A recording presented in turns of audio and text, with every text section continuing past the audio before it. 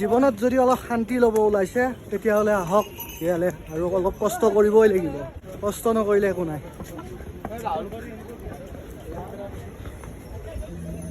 তো বৰিগুণৰ পৰা আমাৰ যাত্ৰা আৰম্ভ হৈছে আৰু লাঠি লৈছোঁ 50 টকাৰে আৰু এতিয়া গৈ আছোঁ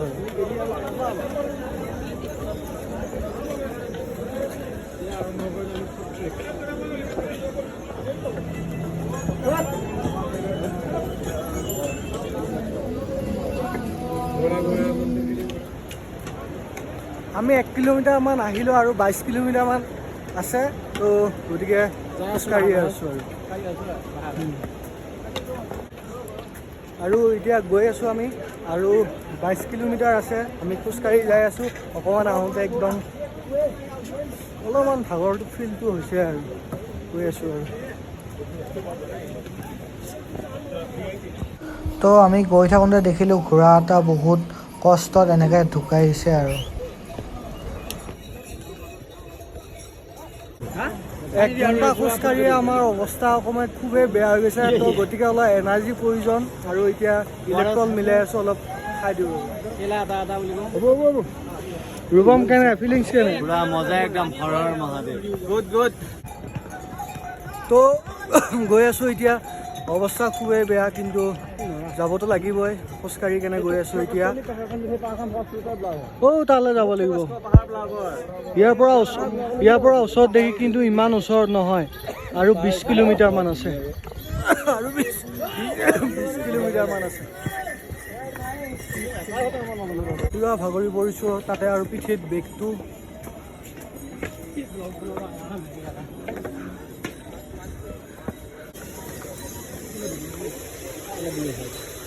ৰাস্তাত এনেকুৱা ধুনীয়া ধুনীয়া নিজৰা আপোনালোকে পাই যাব একদম ধুনীয়া এটা ফিলিংছ লৈ কেনে যাই থাকিব পাৰিব তো দেখিছেনে নিজৰাটোত ধুনীয়াকৈ ৰামধেনু ওলাই গৈছে আৰু আমাৰ ওচৰতে বহুত ধুনীয়া লাগিছে এয়া ঘোঁৰাবোৰো যাই আছে ঘোঁৰাটো মানুহবিলাক যাই আছে আৰু আমি খোজকাঢ়ি গৈ আছোঁ ৰাস্তা চাওক আপোনালোকে আৰু ইয়াতকৈও ডেঞ্জাৰ আছে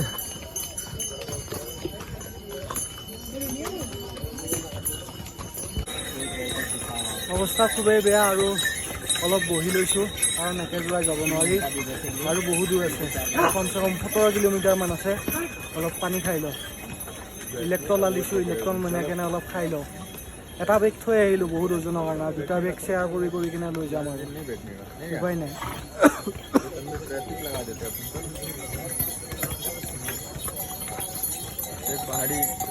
তো এতিয়া আমি ভীমবালি জোন পালোঁ আহি কেনে এইখিনি একদম পূৰা মাজৰ হয় গতিকে এটা পুলিচ ষ্টেচন আছে হস্পিটেল আছে তো আমি ভীমবালি পালোঁ আহিম এতিয়া তো পূৰা মাজৰ হয় এইখিনি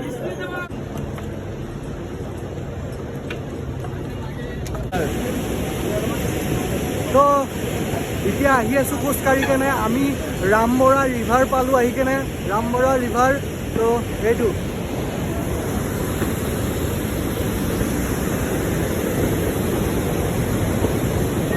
ৰামবৰা ৰিভাৰ ৰামবৰা ৰিভাৰ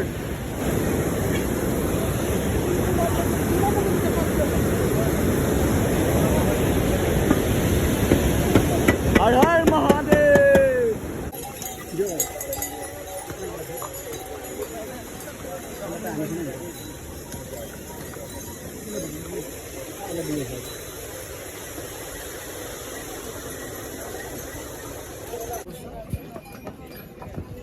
হৰ মহাদেৱ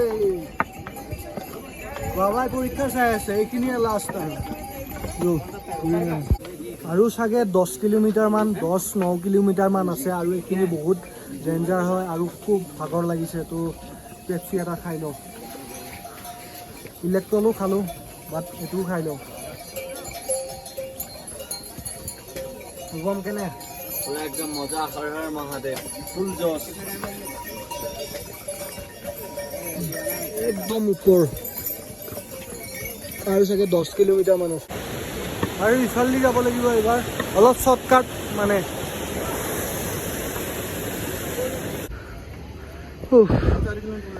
একদম নেক্সট লেভেলতকৈ ওপৰত এনেকুৱা এটা ট্ৰেকিং হৈছে নহয় পুৰা আমি শ্বৰ্টকাট মাৰি কেনে আহিছোঁ মজা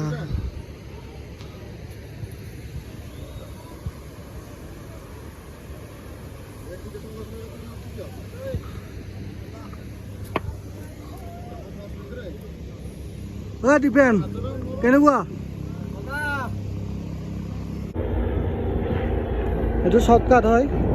বহুত ডেঞ্জাৰ কিন্তু শ্বৰ্টকাট হয় অলপ শ্বৰ্ট হয় আমি ইফালে দি আহিলোঁ বাৰু আহিয়ে আছে মানুহবিলাক ইফালেদিও সেইবাবে আহিলোঁ আৰু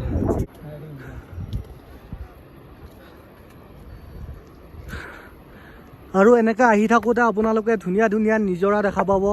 আৰু এনেকৈ যাব লাগিব আৰু এয়া হেলিকপ্টাৰেও আহিব পাৰি আগতে কিজানি এইটো ৰাস্তা আছিল ৰাস্তাটো বান আহোঁতে চাগে খহি গৈছে এইখিনিৰ পৰা ৰাস্তাটো নাই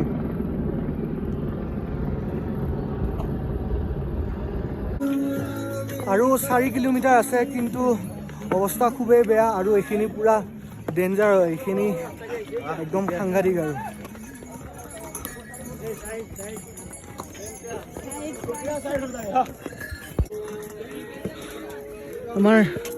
আমাৰ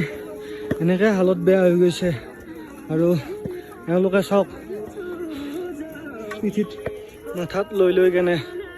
গৈ আছে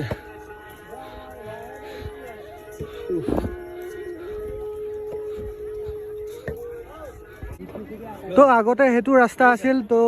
হেৰি যেতিয়া পুৰা বান আহিছিল ডাঙৰ কেদাৰনাথত উত্তৰাখণ্ডত তো তেতিয়া এই ৰাস্তাটো ভাঙি গৈছিল আৰু সেইকাৰণে অলপ দীঘলীয়া হয় আৰু আমাৰ জাৰ্ণিটো হ'ব বাৰু একো নাই পুৰা কুঁৱলীৰে ঢাকি ল'লে এতিয়া ৰাস্তা দেখা নোপোৱা হৈ গৈছে আৰু দুটা টাৰ্ণিং লোৱাৰ পিছতে বাবা কা দৰবাৰ পাই যাম আমি হৰ হৰ মহাদেৱ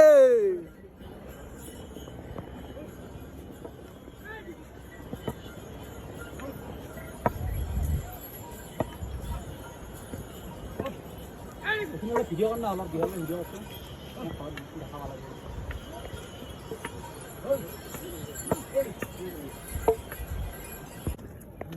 তো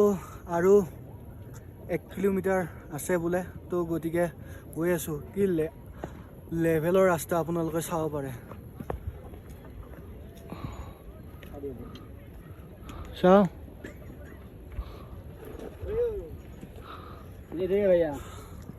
এনেকৈ মানুহবিলাক আহি আছে কথা নোলোৱা হৈ গৈছে আৰু মুখেৰে তামাম এনাৰ্জিৰ প্ৰয়োজন এতিয়া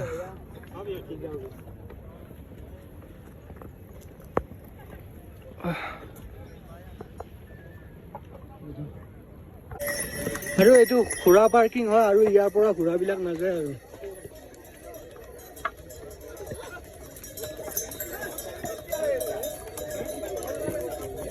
তো আমিও আহি পালোঁ মহাদেৱৰ ওচৰত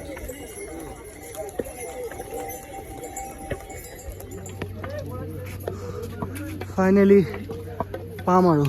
অলপ বাকী কেদাৰনাথৰ গেট পালোঁ ফাইনেলি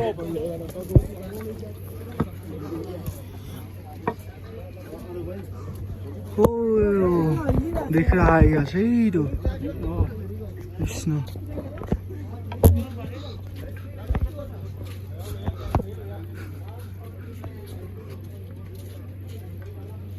हो रहा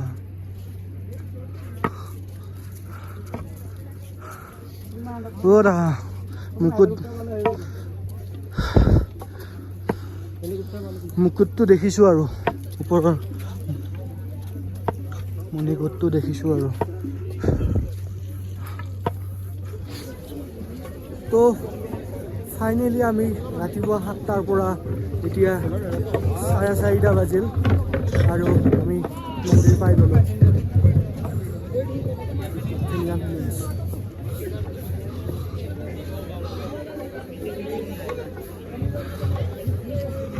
হৰ হৰ মহাদেৱ তো ফাইনেলি পালো আহি কেদাৰনাথ। মোৰ চকুৰ আগতে আছে, বিশ্বাসেই হোৱা নাই ইমান কষ্টৰ ফলত।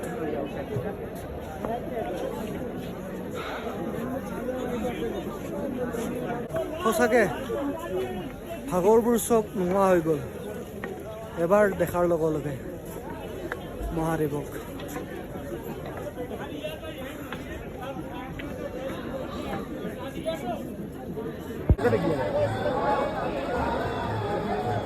তো এতিয়া আৰতি ষ্টাৰ্ট হ'ব, তো আমি আৰতি চাব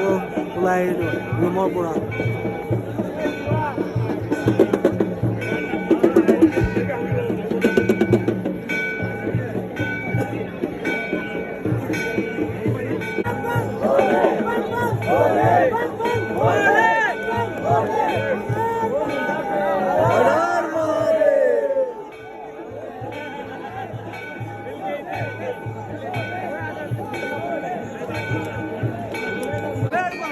লসি লসি লসি লসি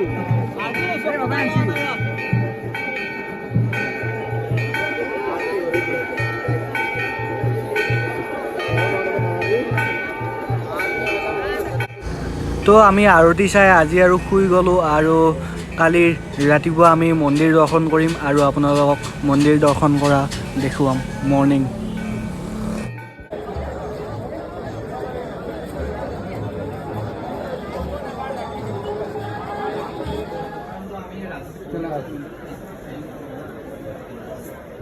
তো ফাইনেলি আমি বাবাৰ দৰ্শন ল'লোঁ আৰু এতিয়া পিছফালে আহিছোঁ ভীমশিলাৰ চাবলৈকে। আৰু ভীমশিলাটো আমি সেৱা কৰিলোঁ, দৰ্শন ল'লোঁ।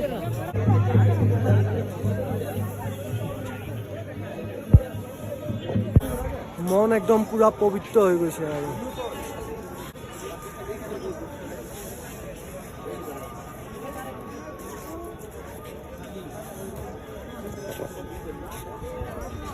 সৰগতে আছোঁ এতিয়া। আৰু যেতিয়া বান আহিছিলে, ইয়াত বহুত ডাঙৰ বান, আৰু এইফালেৰে আহিছিলে আৰু আহি কিনে বাবা কেদাৰনাথ পিছফালে ভীমশিলাটো বহি গৈছিলে আৰু পানী দুইফালে কিনে গুচি গৈছিল,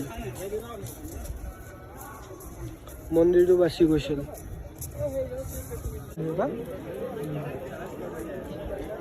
তো আমাৰ সকলো হৈ গ'ল আৰু এতিয়া অকণমান ইয়াৰ আশে পাশে ফুৰি লওঁ, দোকানবিলাকত কি আছে কি নাই এইবিলাক চাই লওঁ, আৰু মন্দিৰো চব চালোৱে বাৰু। তাৰপিছত আমি ইয়াৰ পৰা 12টা মানত ওলাম আৰু সন্ধিয়া যাই কেনে পাম আৰু তলত গৌৰীকুণ্ড। আৰু কেদাৰনাথ মন্দিৰৰ ফ্ৰণ্টত নতুনকৈ স্থাপন কৰা ওমটো এইটো।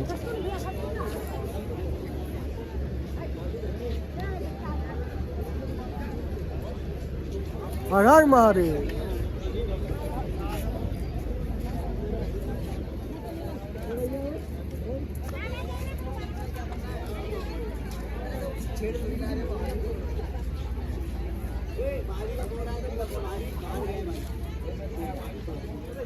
জীৱনত যদি অলপ শান্তি ল'ব ওলাইছে তেতিয়াহ'লে আহক ইয়ালৈ, আৰু অলপ কষ্ট কৰিবই লাগিব, কষ্ট নকৰিলে একো নাই।